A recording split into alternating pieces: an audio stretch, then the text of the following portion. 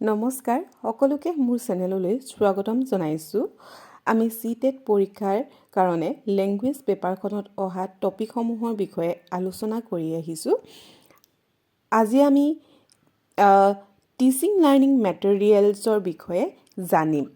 ভাষা শিক্ষণত কি ধৰণৰ টিচিং লাৰ্নিং মেটেৰিয়েল প্ৰয়োজন হয় সেইসমূহৰ বিষয়ে আজি এই ভিডিঅ'টোত আলোচনা কৰা হ'ব। ভাষাৰ শ্ৰেণীত টিচিং লাৰ্নিং মেটেৰিয়েলছ মানে কি?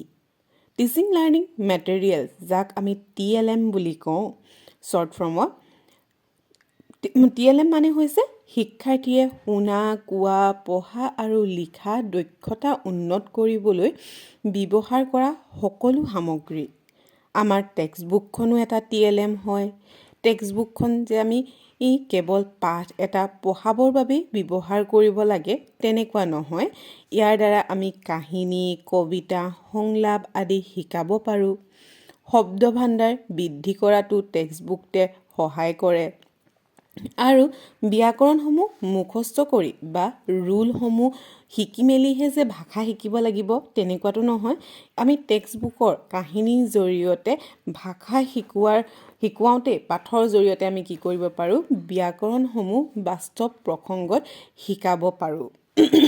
আকৌ মাল্টিমিডিয়াৰ জৰিয়তে ভাষা শিক্ষণ আৰু ইণ্টাৰেষ্টিং কৰি তুলিব পাৰি। উদাহৰণস্বৰূপে কাহিনী এটা শুনাবলৈ আমি অডিঅ'ৰ যিকোনো মাল্টিমিডিয়া ব্যৱহাৰ কৰিব পাৰোঁ। ৰেডিঅ'টো আমাৰ এটা মাল্টিমিডিয়াৰ উদাহৰণ হ'ব পাৰে, নহয় জানো? আৰু কবিতা, সংলাপ আদি ভিডিঅ'ৰ যোগেদি শিক্ষাৰ্থীসকলৰ মন আকৰ্ষণ কৰিব পাৰোঁ। প্ৰথম অৱস্থাত শিশুসকলে আখৰ উচ্চাৰণৰ ক্লিপ দি আমি সেই শব্দবোৰ যে কোৱাত সিহঁতক সহায় কৰিব পাৰোঁ। আকৌ ছবিৰ মাধ্যমেৰে কাহিনী পঢ়ি বুজা এনেকুৱা ধৰণে শিশুসকলক যদি আমি শিকাওঁ সিহঁতি খুব ভাল পায় আৰু তেওঁলোকৰ আগ্ৰহ বৃদ্ধি হয়। লিষ্টেনিং আৰু স্পিকিঙৰ ক্ষেত্ৰত উন্নত হয়। সঠিক উচ্চাৰণ শিকিব পাৰে আৰু আমি ভাষাৰ শ্ৰেণীত বাবে আৰু বহুতো TLM ব্যৱহাৰ কৰিব পাৰোঁ। যেনে ৱৰ্ড কাৰ্ডছ ব্যৱহাৰ কৰিব পাৰোঁ, পিকচাৰ কাৰ্ডছ ব্যৱহাৰ কৰিব পাৰোঁ, চেণ্টেন্স ষ্ট্ৰিপছ, চাৰ্টছ, ৱৰ্কশ্বীট আদি ব্যৱহাৰ কৰি শিক্ষাৰ্থীসকলক আমি শব্দ গঠন, বাক্য গঠন, পিকচাৰ বেছ, স্পিকিং এণ্ড ৰাইটিঙৰ সুযোগ আমি দিব পাৰোঁ। তাৰ সহায়ত তেওঁলোকৰ ভাষাৰ আৰু বিকাশ হ'ব আৰু সিহঁতৰ শব্দ ভাণ্ডাৰ বৃদ্ধি হৈ যাব। আৰু বহুতো শিশু আহে নিজৰ নিজৰ মাতৃভাষালৈ। চবৰে মাতৃভাষা বেলেগ বেলেগ হয় নাই? গতিকে আমি সদায় ভাষা শিক্ষণত মাল্টিলিংগুৱেল ৰিচ'ৰ্চসমূহে ব্যৱহাৰ কৰিব লাগে।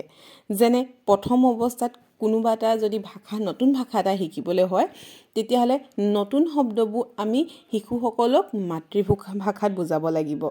যেনে ইংৰাজী ভাষা এটা শিকিছে কিন্তু আমি ইংৰাজীটো সকলো কথা আমি ইংৰাজীতে ক'লে নহ'ব। আমি অসমীয়াত যদি তেওঁলোকক ইংৰাজী কথাটো ট্ৰান্সলেট কৰি দিওঁ তেতিয়াহ'লে তেওঁলোকে ভালদৰে শিকিব পাৰিব। আকৌ স্থানীয় কাহিনী, লোককথা আমি যদি ব্যৱহাৰ কৰোঁ তেওঁলোকৰ ইণ্টাৰেষ্টিংটো খুব বাঢ়িব আৰু ভাষা শিকিব। ইয়াৰ দ্বাৰা শিক্ষাৰ্থী কি হ'ব? নতুন ভাষা এটা শিকিবলৈ যাওঁতে যিটো ভয় লাগে সেই ভয়টো কমি যাব আৰু শিশুৱে নিজকে সংযুক্ত অনুভৱ কৰিব পাৰিব আৰু ইয়াৰ ফলত দ্বিতীয় ভাষাটো সহজে শিকিব পাৰিব।